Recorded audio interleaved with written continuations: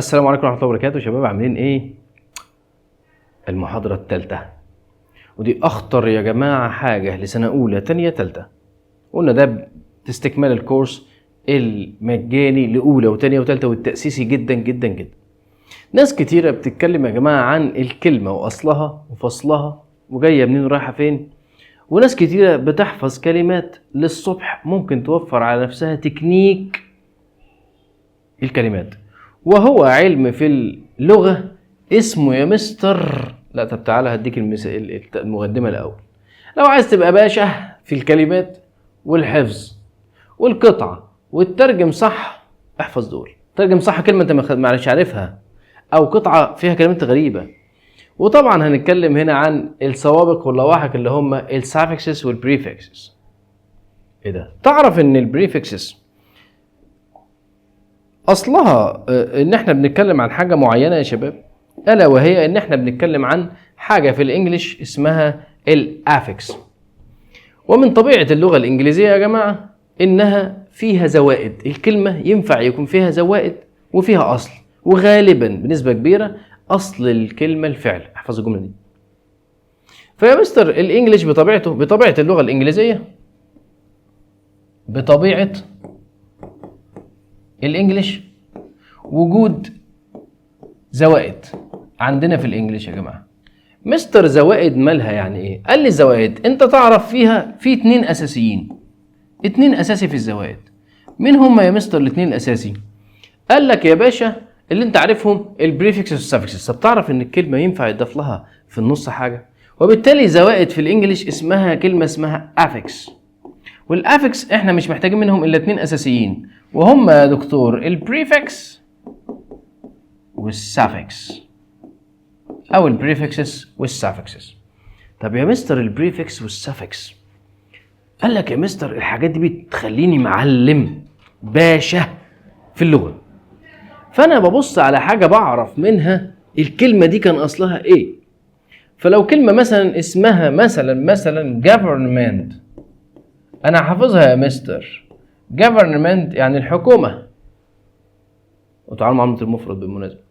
فلما اقول government، الله، طب ما ينفع اجيب منها فعل ليه؟ عندي الاساس انا عارف ان الام اي ان تي از suffix بيديني noun من الكلمه. طب لو حذفته بقى غالبا اصل الكلمه فعل، فالجفرن يعني يحكم.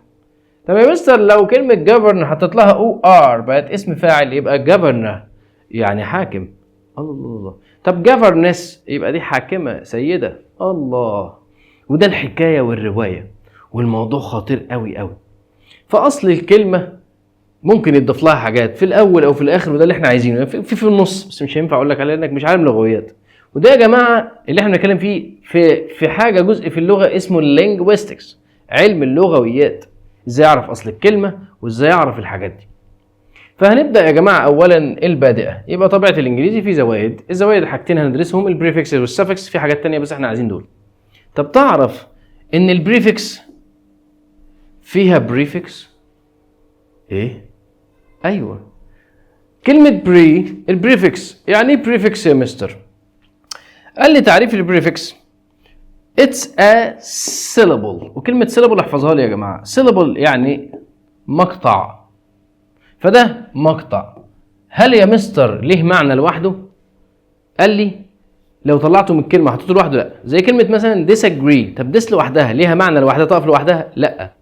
في المعظم a syllable added يعني مقطع يضاف. اصلها هنا which is added، لو which was added بس احنا بنحذف ضمير الوصل مع verb to be لان هم حبايب، لما يتحذف ده بيحذف ده. a syllable added. امتى يا مستر البريفكس؟ قال لي at the beginning. يعني يا مستر at the beginning قال لي في بداية. طب يا مستر ينفع اقول before؟ قال لي او before يعني ايه؟ قبل. ايوه تصدق صح، ما احنا عرفنا ان بري يعني قبل، وبالتالي يا مستر يبقى احنا هنا before a word قبل الكلمة. طب بيعمل ايه البريفكس يا مستر؟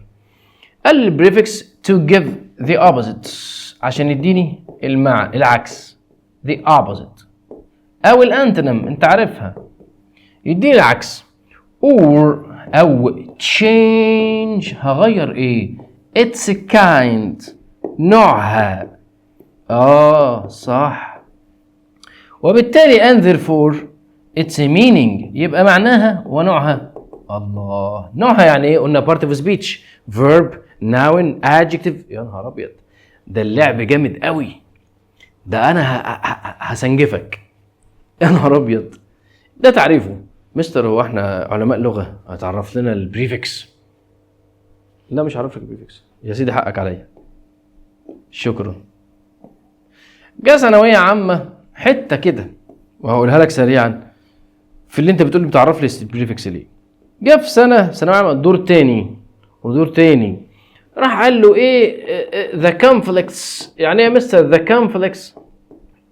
قال له الصراعات between ايه بري او ذا بري وور كونفليكتس. هسهلها لك، هقول لك ايه، هقول لك الجمله كلها، مش هقول لك الجمله كلها، هقول لك بري وور كونفليكتس. اعرف كلمه كونفليكتس عشان انت مش عارفها، يعني صراعات كذا كذا كذا. راح ساله سؤال، قال له يا باشا the prefix اللي هو اسمه بري in the sentence means يعني معناه. طار يا فندم during، انا مش فاكر اختيارات بالنص يعني، بس during ولا before ولا after. فانت لو فاهم فهيم. وعلى فكره يا جماعه ما نعلمش الناس في ثانوي عشان الامتحان، احنا كده بندوس على الامتحان برجلنا والله، بس لو اشتغلت صح هدوس على اي امتحان. بس انا بتكلم على ايه يا جماعه؟ انت بتطلع من الثانويه ما بتعرفش اساسات، مش حافظ اساسات، مش فاهمها، فما بتقعدش معاك، وبالتالي لما تسيب الانجليش شويه بتروح. فانا يا مستر during او ولا بيفور ولا افتر؟ يا نهار اسود، واحده اعرف منين؟ فانت لو دارس معايا سيادتك وعارف ان كلمه بيفور معناها بري معناها بيفور، يبقى ادي يا مستر جمله ثانويه عامه بتدلني على ان التعريف خطير قوي. نرجع تاني يا مستر على التعريف، خلصنا وعلى اهم البريفكسز. واصحى معايا بقى كده وفتح عينيك علشان الله يرضى عليك، انا عايزك تبقى فايق معايا قوي. يلا يا مستر تعالى يا باشا. بيقول لي ايه؟ بيقول لي انا لو هشتغل على البريفكس، على فكره الكلام ده مش محتاج يا فندم والله ما محتاج شرح، بس انا هقول لك انت تشتغل بيه ازاي. تشتغل بيه ازاي؟ اولا البريفكس هنا اهو، رحت انا جايب لك بريفكس فانكشن الوظيفه والاكزامبلز الامثله او الاكزامبلز. الشغل ده واخد معاه وقت كتير قوي والله العظيم، تعبني، يجي شغل 7-8 ساعات شغل في الجدول اللي هتشوفهم دلوقتي. فيا مستر عندي الوظيفه بتاع يا مستر انا عايز احفظهم. تعالى كده احفظهم لك. اولا دول بيدوا عكس المعنى صح؟ تحفظهم؟ يلا. دي اسمها this، مش بنقول LMN يبقى ده 1 2 3 4، احفظهم كده LMN صح بالترتيب. وبعد كده بقول له وبعد كده اقول له none unknown تاني، يبقى this LMN unknown. حفظت دول؟ حفظتهم. مالهم يا مستر؟ بيدوني عكس. طبعا انا بنطق ما ينفعش انطقهم اصلا، اقول وانن، لا ما لهمش معنى لوحدهم يا جماعه، ما بتنطقوش لوحدهم. لكن يا مستر احنا حفظناهم، بيعملوا بيدوني عكس. طب يا مستر الديس فاحفظ الكلام ده حفظ يا جماعه. فكلمه appear يعني ايه؟ انا عارف ديس يعني ايه، فاعرف appear يعني ايه. appear يعني يظهر، وبالتالي disappear يختفي. agree يعني يوافق او يتفق. طب disagree لا يتفق يختلف. تصدق يبقى احنا عرفنا ان دي اي اس بريفكس بتديني عكس المعنى. طب يا مستر complete incomplete convenient كلمه خطيره جدا، اولى وثانيه وثالثه، معناها ملائم. طب inconvenient غير ملائم. طب يا مستر دخلنا على الاي ال، قال لك يا مستر معظم الاي ال بتيجي مع الكلمه اللي اولها حرف ال، فليجل قانوني، illegal غير قانوني. طب يلا خبي كده logical منطقي. طب illogical غير منطقي. طب يا مستر الاي ام قال لي بتبدا غالبا بالكلمه اللي اولها بي، فpossible عكسها impossible. طب يا مستر polite impolite، ام يعني ايه؟ يعني not، يبقى مش مهذب. خش على اي ار معظمها بتبدا باللي اوله ار، فهقول يا مستر ريجلا يعني منتظم. طب ايه الريجلا؟ غير منتظم. قلت لك من الموضوع البسيط لما بنشرح مع بعض. طب responsible حفظتها من الترجمه. طب irresponsible غير مسؤول. طب rational ممكن نزود كلمه كمان. يعني ايه مستر rational؟ قال لي كلمه rational يعني حاجه عقلانيه، انت راجل بتقول كلام عقلاني. طب يا مستر عكسها، يلا قول اولها ار irrational حاجه غير منطقيه غير عقلانيه. الان important unimportant able unable، وخلي بالك ممكن اشيل ان واحط حاجه تديني بقى حاجات تانية خالص هناخدها دلوقتي. ايوه مستر انا عارفها ده. استنى انا حضرتها معاك في كورس الترجمه، كان اسمها enable. ايوه يا باشا، ما انت مش دارين بحاجه، او انت 100 حسب بقى ما انت انهي واحد. الله، مش خدنا قبل كده ان الاي ان بتعمل لي فعل في معظم الشغل؟ طب ايه نوعها ايه؟ adjective، صفه. طب enable يمكن، حولت من adjective to a verb. يا نهار ابيض، ايه ده فعلا. طب لو قلنا unable يبقى غير قادر، ودي نوعها adjective. شكرا. النون بتعمل لي ايه؟ بتعمل لي عكس، فلما قلنا renewable يبقى unrenewable. طب لو خدنا كلمة بتساوي rational هتبقى reasonable، هتبقى non reasonable. الله الله الله، يا نهار ابيض يا مستر. اللي بعده ده الشغل جامد قوي. المقطع البريفكس بري، اخته اسمها فور، ومش فور 4 ولا فور من اجل FORE. وركز. الله، معناها ايه يا مستر؟ طب سيل سؤال، ده اسمه ايه يا مستر؟ دي اسمها دماغ، هيد. طب دي اسمها الجبهة صح؟ مش الجبهة اول اللي حاجة؟ ايوه، فاقول فور هيد. ايه ده يا نهار ابيض. يبقى عندي لو معنى earlier، وخلي بالك من كلمة earlier عشان انت مش بتركز فيها جامد. earlier او before معناها قبل، فلما اقول pre-war يعني قبل الحرب. طب لو قلت forefather يعني جد او سلف، يعني بابا اللي فات. بابا اللي فات يعني بابا وبالتالي جد او سلف. ياه، تصدق حلوه كلمه سلف، ليها معنى اخر معناها ancestors. طب يا مستر earlier بيجي لك في الافلام الكلمه دي، يروح مسود لك الشاشه يقول لك 10 years earlier، وانت تقول بدري 10. يعني before 10 years، يعني بيجيب لك الاحداث بيرجع لك شويه. ياه. طب يا مستر خدنا بري، لا نحن مش هنسكت، هندي لك عكسها بوست يعني بعد. بوست يعني ايه؟ يعني after، وبالتالي later. وليتر لما يجي لك في الفيلم يقول لك 10 years later يعني بعد 10 سنين، مش هيجيب لك في الامتحان after، هيجيب لك later. طب يا مستر فلما قلت post war يعني بعد الحرب. طب يا مستر لو قلت post graduate، كلمة graduate هنا يا جماعة اسم بمعنى خريج. طب انا يا مستر اتخرجت، طب لما ابقى ان شاء الله لما ربنا يكرمكم بتروحوا تاخدوا كده الماستر ديجري، الماجستير كده ولا حاجة، فهتبقى يا فندم you are a post graduate، يعني انت بعد الخريج، يعني بتدرس بعد ما تخلص الدراسة. ياه. MIS بتعمل ايه؟ معناها do wrong، هي وكلمة مال. ومال دي يا جماعة الناس تانية وتالتة او الاولى لسه بيسخنوا فرنساوي، كلمة مال بتاعنا ان انا تقريبا مريض او حاجة فيها حاجة وحشة. فهنا يا مستر لما اقول miss فدو wrong يبقى miss understand، يعني يسيء الفهم، يفهم بس يفهم غلط. طب لو انت بتكتب الاساي عندك وعندك شوية اخطاء، يبقى اقول لك you misspelled that word، يعني انت اتهجتها غلط. ياه. كلمة mal معناها do badly او bad او badly. maltreat يعامل بقسوة. malnutrition سوء التغذية. الري معناها عارفينها يا مستر قديمة، معناها again يعني افعل تاني. فاقول لك your essay is full of mistakes، المقال بتاعك مليان اخطاء. you must rewrite it. طب rewrite redo. x ما تحفظهاش دي لان دي شويه فيها informal شويه. احفظ لي former يعني سابق، فاقول the former president صح، يعني الرئيس السابق مثلا. the former director المدير السابق. يا ابن اللعيبه. طب لما اقول يا مستر طلعتش، هتبقى معناها my ex wife صح. ex president صح. ايه ده صح، حتى الناس بيقولوا في الافلام my ex، وما ينفعش وعادي ممكن ما يكملش. يا نهار ابيض. تعالى للوحش وانا مصفرها لك ومحمرها لك جامد عشان عارفك ما بتحبش المسلوق. انا اسف يا جماعه. الاي ان بتعمل لي فعل من اسم او صفه، بتعمل لي فعل عموما. فكلمه دينجر يعني ايه؟ يلا ترجم دينجر، كله هيقول لي خطير. يا عم دينجر يعني الخطر، اما خطير يعني دينجرس جايه ما تقلقش. فدينجر يعني الخطر. طب لو حطيت اي ان في 99% من الكلام ان دينجر معناها يعرض للخطر. واقول لك على حاجه، بتعمل فعل متسبب، فعل مجرم، وهنعرف الكلام ده دلوقتي. يعني ايه؟ يعني مثلا لارج يعني ايه؟ انا عمري شفتها مستر. لارج يعني يوسع ويكبر. لا، لارج يعني كبير او واسع. طب لو قلت ان لارج يا خلاص عملت فعل يا مستر، يا يوسع يكبر. ايوه مستر الكلام ده على منطق، احنا نهزر؟ يا نهار اسوح. طب الكلام ده يا مستر ادينا ليه خطه عمل، بلان. خش يا باشا الكلام ده انا هبعت لك، هتبعت لي على الرقم الواتس اللي اتفقنا عليه، والناس هيبعتوا لك، هيبعت لك المذكره دي، هتروح عند اي مكتبه تطبع ده وتعلقه على الحيطه، لان الكلام ده مش هتحفظ في يوم ولا يومين يا جماعه. ليه يا مستر على الحيطه؟ هسالك سؤال، انت مكتوب على الثلاجه بتاعتكم ايه؟ هتقول لي مكتوب كريازي. لا اله الا الله. مكتوب في حفظ الله. ايه ده؟ انت حفظت ده اراديا؟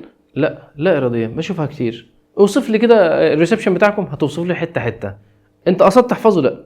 فده حضرتك هتروح طبعه وحطه قدام سيادتك وطبعه الوان عشان يبان فيه الكلام ده قدام سيادتك مكان ما بتذاكر في الحمام هتحطه بتذاكر في المطبخ هتلزقيه في المطبخ، بتذاكر على المكتب هتحطه قدام المكتب.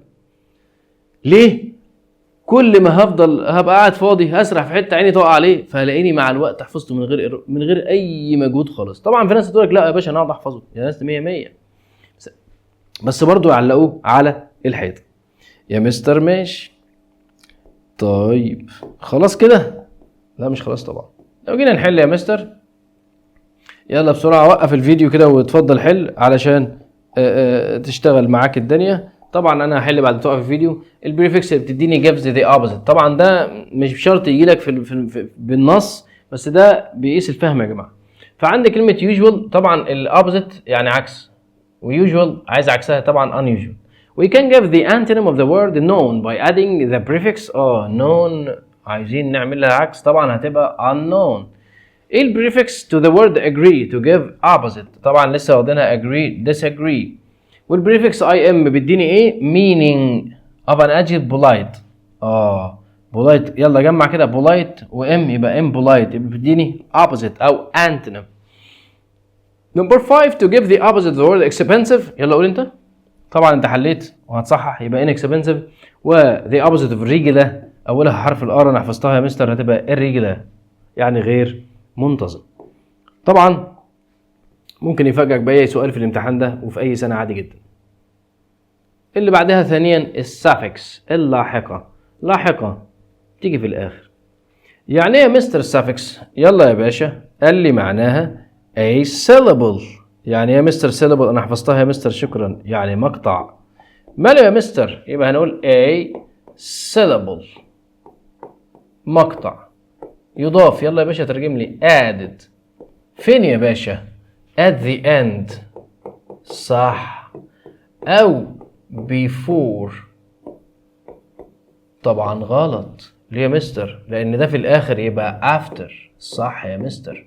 كلمة a word، وركز لإعطاء العكس. طب سين سؤال، ولو عرفت تجاوب يبقى انت جامد اوي. الفكس هنا، هل مثلا في حاجة اسمها فيكس فبنضيف بقى suffix prefix وبنخلع زي السفكس prefixes؟ دور على الكلام ده في القاموس الانجليش. after a word، بعد كلمة to give، عشان ايه؟ it's opposite، تديني العكس، صح. ايه تاني؟ or change its kind and therefore its meaning، وبالتالي معناها. واهم انواع السفكسس يا خطير. يا نهار ابيض يا مستر، ده انا الحاجات دي احفظها هتعمل معايا شغل عالي قوي قوي. طبعا طبعا طبعا طبعا طبعا. يلا يا مستري اتفضل، جزاك الله خيرا، وجهني. يا جماعه انا المفروض مش هشرح الحاجات دي، المفروض الحاجات دي تاخدها كده جايزه هديه من عندنا، تروح معلقها واقعد تطحنها، لانك هتتفاجئ في السافكسز. السافكس اهي، الفانكشن الوظيفه، اديني عرفت كلمه اسمها فانكشن. والاكزامبلز، قال لي يا مستر عندي 3 اسماء، 1 2 3، وخلي بالك من الحاجات دي. لو ده الاسم ده مجرد يعني اسمه كده، فمثلا هستخدم MENT TION والكلام ده كله. ايه ده يا مستر؟ ANCE، الشيب SHIP، الله، كلمة H المقطع HOOD، NESS. يا نهار اسود، ده هيعملوا اسم. تعالى يا باشا كله بمثال. MENT argue يعني يجادل، argument جدال، الاسم من يجادل. govern يعني يحكم، government الحكومة. الله. TION هتبقى invent invention، discuss discussion. AI يبقى لما اشوف كلمة argument نوعها ايه يا فندم؟ noun. ما انا ما بحلش وخلاص. طب يا مستر compete competition limit limitation. الاسست اللي عندنا بتاخد منك الورقة وتختم لك الواجب اسمها ايه؟ assist. لا اسمها assistant. هنعرف. طب هي بتعمل ايه؟ بتعمل لنا مساعدة، يبقى assistance، يبقى دي المساعدة. يا نهار ابيض. طب prefer يعني يشير الى، بتيجي في قطع كتير. طب reference مرجع او اشارة، ينفع مرجع خدت منه مثلا من كتاب فبكتبه في الاخر references. الاس اتش اي بي مستر فريند يعني صديق. طب فريندشيب الصداقة. طب ريليشن جاي من كلمة relate يعني يتعلق. طب ريليشن شيب العلاقة. طب يا مستر الاتش او او دي انا عارفها childhood. ايوه مستر انا كنت فاكرها. يعني ايه childhood؟ مرحلة الطفولة، يبقى الطفولة. طب يا نيبر يعني ايه؟ جار. طب ينفع اقول neighborhood الحي او الجار. يا نهار ابيض. طب ينفع اقول fatherhood الابوة صح؟ يلا اقول الامومة خلاص يا مستر motherhood. طب الاخوة brotherhood. يا نهار ابيض. يبقى الهود الاتش او دي هتعمل لي الناون. الان اي اس هتعمل لي برضه ناون. الكلام ده يا جماعه انت لو داخل ثانوي اصلا مش حافظه فاحنا مش عارف اقول لك ايه. ده خطير قوي. طب كايندنس العطف. طب فولش احمق. فولشنس. داركنس يعني ايه؟ الظلام. الاي تي واي والاي تي واي والواي دي مش كتير يا جماعه قوي يعني. زي كرول يعني قاسي. طب كرولتي قسوه. طب ايكوال يساوي. طب ايكواليتي المساواه. عندي كلمه اسمها فيوريوس يعني غضبان. طب فيوري الغضب الشديد. يا ابن اللعيبه. اللي بعده يا مستر مش بيقول لك لما احط اخر الكلمه او ار او اي ار بتعمل لي اسم بس ما كملكش اسم يا مستر؟ اسم فاعل الفعل، اسم فاعل الشيء. يا ابن اللعيبه صدق جامده. ايوه ما احنا ما وقفناش هنا. ما انا قلت لك يلا في زيادات تانية انت مش عارفها. الاي ان تي، السي اي ار ان تي، سي اي ان تي، الاي اس تي. يا ابن اللعيبه ده انا كده هبقى معلم كلمات. ايوه باشا فيزيت يزور. طب لو قلنا فيزيتر الزائر. طب تيتشر طب امبلوير. ايوه طبعا الكلام ده مش على 100% لكن في حاجات. طب يا مستر امبلوير جاي من كلمه امبلوي، احنا خدناها امبلويمنت البطاله حطيناها ام اي ان تي صح يا مستر ناون. طب لو قلنا امبلوير هتقول لي موظف. يا عم امبلوير بقول لك بتعمل اسم فاعل الشيء. امبلوي يوظف، امبلوير اللي بيوظف يعني صاحب العمل. يعني الحاج عجه اللي قاعد بيقول للناس اشتغل كده كده. انا قلت المعلومه دي وهفضل اكرر على فكره. المعلومه دي مش لازم تسمعها مره واحده خالص. بعد كده يا مستر عندي كلمه اسيست يساعد. طب اسيستنت ده النون اسم الفاعل. طب الاسم المجرد اسيستنس. طب ابلاي يعني ابلاي فور يعني يا مستر ابلاي فور يتقدم لوظيفه. طب لو انت راجل رايح متقدم اسمك ابليكانت حطينا لها سي اي ان تي. يا ابن اللعيبه صح. خدنا اسم الفاعل لازم ناخد اسم المين؟ المفعول. معظم اسماء المفعول دبل اي. زي كلمه امبلوي يوظف. طب امبلوي الموظف اللي بيحصل له الفعل يبقى اسم المفعول اللي بيحصل فيه الفعل. طب ترين يتدرب. طب ترينر مدرب. طب تريني اللي بيحصل له تدريب. طب انترفيو يعني يجري مقابله. طب انترفيور الشخص اللي بيعمل المقابله اللي بيسال الاسئله. الله. انترفيوي اللي بتحصل معاه المقابله الضيف. يا ابن اللعيبه يا نهار ابيض يا مستر. هو انا ازاي الحاجات دي ما كنتش عارفها؟ ده تبقى مصيبه يا جماعه بالمناسبه. ماشي يا مستر خد حته حلوه قبل ما نكمل. ايه الحته الحلوه اللي قبل ما نكمل؟ قال لي يا مستر خطيره مصيبه يا جماعه بجد اللي جاي ده وشويه دلع كمان. قال لي يا مستر بيجي يقول لي مثلا this boy الواد ده. هنقول بقى على الولاد ما تزعلوش لان انا ولد برضو يعني زيكم فهناخد this boy is bored ولا boring. هتقول لي انا حافظ ودي مصيبه كبرى يا جماعه. اللي هقوله ده مصيبه. الاي دي الصفة اللي اخرها اي دي بتيجي مع الاشخاص، الاي ان جي مع الاشياء. لو حد قال لك كده تبقى مصيبة كبيرة. ليه يا مستر؟ ما ينفعش يا باشا. الواد ده بورد وبورينج الاتنين. مستر معنا في المعلومة، اهدى عشان انت اللي جاي ده انت مش عارف. اهدى بس عليا واقول لك بطريقة جميلة قوي قوي قوي قوي قوي. يبقى this boy is a بورد ولا بورينج؟ طب لو كملت لك I don't like him، انا ما احبوش. الواد ده ما بتحبوش؟ يبقى الواد ده. طب ايه الفرق يا مستر؟ هقول لك على حاجه. الصفه اللي اخرها الادجكتيف اللي اخرها يا مستر اي دي، والصفه اللي اخرها اي ان جي، تعرف ان دول suffixes؟ نعم يا اخويا. يا حبيبي. ازاي تعرف ان انا ينفع اجيب فيرب من هنا وان هو اصل كلمه فعل؟ قال لي معناها بور. يا نهار اسود يا مستر. قال لي يا مستر كلمه بور معناها يمل، فاقول لك يو بورد مي. يا عم انت خليتني مل، ده فعل فيرب يا نهار اسود مش صفه. طب يا مستر ازاي؟ قال لك الاي دي بندلعها. لما يحصل اي دي بنقول ان انت يا اي دي ده انت الضحيه، بس للاسف ما بنقولش ضحيه، بندلعها بنقول دحيه. بنقول يا مستر اخرها دي اهي دحيه. مش بحفظ دحيه بس، لا ده اللي حاصل له. بتحفظ الثلاث حاجات دول. اللي بيشعر بالشيء. يا نهار ابيض. يبقى الصفه اللي اخرها اي دي بتبقى دحيه. يعني اللي حاصل له، يعني اللي بيشعر. طب الاي ان جي يلا عكس المجرم، عكس الضحيه. المجرم اهو. يا نهار ابيض تصدق حلوه دي يا مستر. المجرم يعني المتسبب، فتحفظ الاثنين، ما تحفظليش مجرم بس. يبقى اقول لك بورد يعني ايه؟ تقول لي ضحيه. يا عم بورد يعني ايه؟ يعني حاصل له ملل. يعني ملان. انما انا بحفظها بطريقه حلوه عشان تبقى فاكر. طب يا مستر الاي ان جي المجرم اللي بيتسبب في الحاجه. يا ابن اللعيبه ايه ده جدا قوي ده خالص خالص. طب تعرف اصلا ان كلمه اذا يا مستر لما اقول كلمه frightened، لما اقول كلمه frightened adjective معناها ايه؟ مخيف ولا خايف؟ لا ايه دي ضحيه، يبقى هو اللي حاصل له الخوف. طب لو قلت frightening يا مستر صح، يبقى ده ايه؟ ده اللي متسبب في الخوف، المجرم. يا ابن اللعيبه تعالى في لسه انت لحد دلوقتي انت عارف المعلومه دي؟ عارف. تعال اهدى عليا. قال لي يا مستر ده احنا كده ينفع نقطع دي؟ ده انا هقطعها 20 حته. قال لك في كلمه، احفظ لي الجمله دي لو سمحت وما تزعلش مني. معظم، اقرا لي كده الجمله دي. معظم لا اقرا كده عادي وانا هكمل. اقرا الكلمه دي ورا بعضها كده وتسجلها لي في دماغك. معظم الايه؟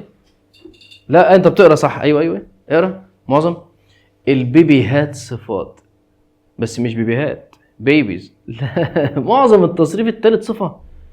يا نهار اسود. ايوه يا مستر. ايوه استنى. فرايت، شيل الاي دي يا ريس، ده فعل منتظم حاطط لها اي ان عملت فعل. شيلت الاي ان بقت فرايت يعني ناوي عن الخوف. يا خبر اسوح. الله. يبقى فرايت الخوف، فرايتن يعني فعل مجرم يعني خوف، هناخدها دلوقتي. طب يا مستر فعل منتظم التصريف الثالث فرايتند. يا ابن اللعيبه ده احنا كمان هنضيف حاجه، صفات ضحيات. ضحيات يعني الله. يا نهار اسود، ده انا ما كنتش عارف المعلومه دي. خدش يا باشا، لو انت راجل بتشم شرابات ربنا تاب عليك. يبقى انت بطلت. هتقول لي I became a changed man يا مستر. يعني I became a changed man، انا بقيت راجل جديد يعني. changed man changed adjective تنفع ببي. محمود دخل كسر الشاشه لا قدر الله ندفعه ثمنها كده. طب this is a broken مثلا screen. a broken screen. البروكن هنا determiner وبعديها broken بي لا هنا صفه. قلت ما هي بي. يا نهار اسود. يبقى معظم البيبيهات صفات وضحيات، الشاشه هي اللي مكسوره مش هي اللي بتكسر. يا نهار اسود. ايه ده مستر الحلاوه دي؟ ده انا هدلعك. يبقى معظم البيبيهات صفات. خش بقى ضحيات. فبروكن مش اخرها ايه دي؟ عرفت خلاص. 99% يا جماعه، ما قلتش 100%. مفيش حاجه مطلقه في الانجليش. يا نهار ابيض. لان في قاعده في الانجليش بتقول ان كل قاعده ليها شواذ. قاعده بتقول ثابته بتقول ان كل قاعده ليها شواذ. يا نهار ابيض. يبقى هنا يا مستر الضحيه والمجرم. شكرا يا مستر. ده احنا فصصنا كده. طب frightening، يلا يا ريس frightening اصلها fright، حطينا لها اي ان بقت فعل. طب حط لها اي ان جي بقت صفه adjective، ودي المتسبب. وده سؤال ثانويه عامه جه قبل كده يا جماعه السنه اللي فاتت مش السنه دي 23 22 اعتقد. فقال له this man مثلا with a long mustache is كذا. الراجل اللي بشنب طويل ده frightened ولا frightening؟ The little boy ran away when he saw him. لما الواد الصغير شافه جري، هرب، خاف. يا نهار ابيض، يبقى الراجل ده ايه؟ خايف ولا مخيف؟ لا مخيف يا مستر. قيس على هذا كله وثلاث ارباع الحاجات. فبورد بورينج، بورد يعني ايه؟ عنده ملل، يشعر بملل. طب بورينج يعني حاصل له الملل. فاحنا عرفنا حاجه جامده قوي. ايه اللي بعده؟ الاي ان جي يا مجرم يا مسلم يا مؤمن. مجرم صح. المجرم ليه اخوات؟ لا لا لا لا، انت كده بقى تخش تغمق لي جامد يا مستر بقى. لا مش تغميق ولا حاجه، انت لو مش عارف تبقى مصيبه.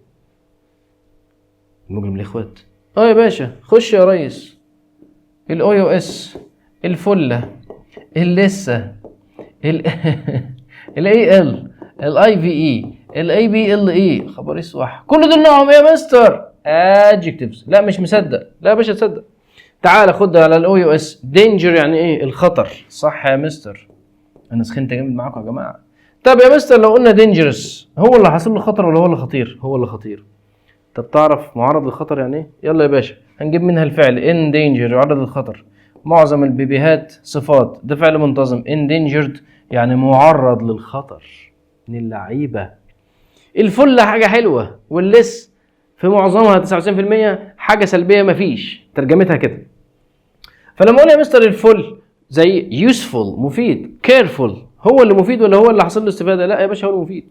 طب يا مستر اللس careless. الاي ال زي traditional تقليدي. الاي في اي زي creative. يعني creative يعني مبدع، مش هو اللي حصل له ابداع. طب يا مستر لما اقول اي بي ال اي، قال لي دي ترجمتها يا جماعه، دي يا جماعه بري suffix، لكن ينفع لوحدها able adjective، بس دي كسافكس تترجمها لي على طول يمكن، او في حاجه ينفع تحصل فيه. فلو قلنا reason يعني سبب، رحنا قايلين يا مستر reasonable يعني يمكن يكون ليه سبب، يعني ينفع يكون ليه سبب. صح تصدق فعلا. فاقول مثلا renew يجدد، renewable يمكن تجديده. صح، يعني الحاجه موجوده فيه. يا ابن اللعيبه، اخوات مين؟ المجرم. يا جماعه كفايه كده. لا لا لا، ده كفايه علينا قوي كده. ده انت دي تتاخد سكرين شوت وتتعمل تمثال. تعال نكمل، هكمل لك ما تخافش. تعال يا مستر نكمل بقى الحته من اول هنا وبعد كده نرجع. قال لك يا مستر الاي ان جي اهو سلبيه غالبا لس. اخوات المجرم صفه ايه؟ مجرم متسبب في الشيء. الفل، الاي ال، الواي، الاو يو اس، الاي او اس، الاي سي، اي بي ال اي، اي بي ال اي، والاي في اي. وده معظم الحاجات. فلو قلنا مثلا this film is interesting ولا interesting ولا interested، هو الفيلم يقعد الله انا حلو قوي؟ لا يا باشا، الفيلم ده هو اللي شيق. طب الفيلم ده بورد ولا بورينج؟ لا يا مستر بورينج. confusing جاي من كلمه confuse يربك، وبالتالي ينفع اجيب الضحيه من ده confused. طب اقول confusing words ولا confused words؟ لا confusing هي اللي بتسبب الارباك او الارتباك. الله الله الله الله يا ابن اللعيبه يا جماعه، الكلام ده انا قلت اشرحه. فمثلا الاي او اس اهو furious غاضب جدا، وقلناها adjective. طب دول بيعملوا ايه؟ ما تنساش بيعملوا adjectives صفات. صفات ايه؟ مجرمه. ماشي يا مستر، خلصنا دول. تعالى على الاي ان. الاي ان ده يا باشا ده الجوكر بتاعنا، شغال في كل حته. شغال يا مستر. ايه اللي شغال فيه؟ شغال يا باشا في كل حاجه. يبدع في البريفكس وينفع في السفكس، برضه بتعمل فعل. طب يا مستر فرايت الخوف، فرايتن شرحناها لسه. طب يا مستر ديد، انا عارف ديد. طب ديدن يعني ايه؟ لا قول لي نوعها ايه. لما تاخد كلمه انت مش عارفها الاول اقعد فصصها وقول انت نوعك ايه. البارت اوف سبيتش يا جماعه خطير جدا. فجت في امتحان ثانويه عامه في قطعه قبل كده كلمه ديدن دي، فقال له مثلا بنتكلم عن البوليوشن التلوث، فراح قال له the pollution deadens او it deadens the number of trees. يلا يا باشا هنا deadens معناها ايه؟ increase ولا decrease ولا ايه؟ انا اصلا مش عارف مستر يعني deadens. لو شغلت ال هتقول يا مستر ان didn't جايه من كلمه لو الجمله اللي احنا قلناها it didn't، it يا مستر subject، وبالتالي يا مستر عايزه الاس دي بتاع it شلناهم. didn't الكلمة اللي آخرها اي ان بتعمل لي فعل، وبالتالي جاي من كلمة dead يعني ميت، وبالتالي didn't يعني يموت. وعلى فكرة بتعمل فعل مجرم، خلي بالك، يعني didn't يموت مش هو اللي بيموت، من اللعيبة. وبالتالي يا مستر كلمة threat يعني تهديد. طب threaten يهدد. تاخد تاني؟ خد يا سيدي hard harden، soft soften. يعني soften يعني نعم، اي والله. wide يعني ايه؟ واسع عريض، widen. فاقول مثلا reading can widen our knowledge، القراءة هتوسع، تستطيع انها توسع مداركنا. الله الله الله الله الله الله. طب يا مستر ينفع اقول deepen؟ ايوه. طب خد بقى strong، لا مش strong، لا strong strengthen. يا ابن اللعيبة تعالى يا باشا. البايز الايز سواء كانت اي اس اي او اي زد اي بتعمل لي فعل، وده امريكان وده بريتش، بس الاثنين عادي ما احنا متطرفين بنتعامل معاهم. والاي فاي بتعمل لي فعل، لا مش الواي فاي يا باشا. ازاي يا مستر؟ فلو شفت كلمه اسمها simplify، لا والله ما خدتها يا مستر، بجيب لنا كلمات ما خدناهاش يا عم، انا مديك ده عشان تشغل دماغك. فمن ضمن القطعه الصعبه الكخه اللي انت بتحبهاش هتلاقي حاجه كتيره قوي في الحتت دي. الترجمه جايب 4 تراجم السنه دي، في ترجمه منهم تعتمد على المعنى وكلام صعب انت ما خدتوش قبل كده، فبالتالي تخمن. انجلش وعربي. simplify يعني اجعله سهلا. طب يا مستر legal يعني ايه؟ قانون، انا عارفها يا مستر اخرها ايه ال صح، او القاعده دي فيها شويه ديفوهات. طب legalize يعني يقنن. يا مستر صلى على النبي، انا مش عارف اصلا يقنن بالعربي يعني ايه. ايوه صح. ايه ده؟ تصدق فعلا يعني ايه يقنن؟ يعني يحط له قانون يا فندم. فزمان bullying was not legalized، ما كانش محطوط له قانون، كان اي حد يتنمر على اي حد وعادي يهزقه. لكن دلوقتي لو حد اتنمر عليك واثبت اتس legalized، خلاص بقى مقنن. الله الله. ادفايز انا بتلخبط بقى من ادفايز وادفايس يا باشا، خلاص خلص الكلام. مش خدنا براكتس فوق الاي سي اي بتعمل اسم؟ طب يا مستر ادفايس ما تقولش بقى تقول لي ادفايز اللي بس اس ولا اللي بالسي يا باشا. حفظتها خلاص يا مستر، ادفايز خلص الكلام. ال واي طبعا بتعمل لي ادفيرب، ظرف من الصفه، وده ظرف واحد بس لان قلنا ظروف ليها كذا نوع، بس ده اسمه الادفيرب اوف مانر، ظرف الطريقه. فاقول يا مستر كويكلي dangerously. طبعا هنا قلنا معظم البيبي اللي ما كانش شاف الاول بيبي هات صفات، وكمان زودنا لها دحيات، اللي مش عارف دي يرجع تاني في الفيديو هيعرف يعني ايه دحيات، وبندلعها عليه بنقول لها يا دحيات بدل ضحيات. فيا مستر لا، طب ده ما دي مش ضحيه يا باشا، ما احنا قلنا معظم البيبي هات صفات ضحيات، وده ضحيه عادي برضه. فبروكن مكسور. annoyed متضايق، جاي من الفعل annoy يعني يضايق. طب وبالتالي اللي بيسبب الضيق مين؟ قول يلا. annoying. يلا confused مرتبك، confusing. bored boring interested. ماشي يا مستر، شكرا. يلا يا باشا اتفضل وقف الفيديو، او لو معاك المذكره اتفضل يا باشا حل. بنفكركم ان احنا بنعوض الكلام ده للناس اللي حضرت معانا في السنتر الوقت ده وما فاتهم الحصص دي. احنا مش هنعيد طبعا، لكن هننزل ده عشان الناس كلها تفهم، وده يعني لاي حد محتاج يستفيد، ده مننا ليك. وفي كذا نيه من ضمنه صدقه جاريه. We add the suffix، بنضيف السفكس to the verb understand to form an adjective، عشان نكون يا مستر adjective صفة. understand انا عارف الصفات اصلا هشيل اي ار وهشيل اي او ان. ليه يا جميل؟ لان احنا الاي او ان بتعمل noun والاي ار بتعمل noun، وقلنا اسم فاعل. شكرا. طب يا مستر اي ان جي ولا اي في؟ طبعا understanding. فقول my grandmother is an understanding woman او is understanding. جدتي ست، ما ينفعش طبعا هنا معناها understanding، لان قلنا understanding من الافعال التقريريه ما ينفعش ياخد ing، وبالتالي understanding هنا adjective.